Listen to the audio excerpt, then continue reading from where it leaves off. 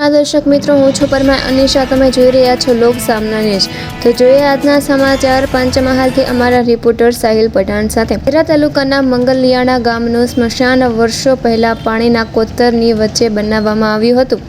દર ચોમાસામાં જંગલ વિસ્તારનું પાણી કોતરમાં ઘસી આવતા સ્મશાન ચારે તરફથી પાણીમાં ઘેરાઈ જાય છે અને અંતિમ સંસ્કાર માટે પહોંચવું પણ મુશ્કેલ બની જાય છે.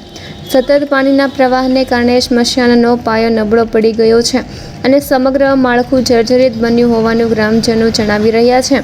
ઉપરાંત સ્મશાનની ચીમનીનું કામ પણ અધૂરું હોવાનું સામે આવ્યું છે, જેના કારણે સમગ્ર માળખું જોખમી બની ગયું છે.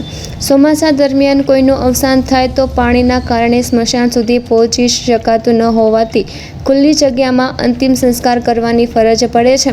સ્મશાન સુધી જતો રસ્તો પણ તૂટી ગયો છે અને કાંટાળા ઝાડ ઝાંખરાથી ભરાઈ જતા અર્થી લઈ જવામાં પણ મુશ્કેલી સર્જાય છે.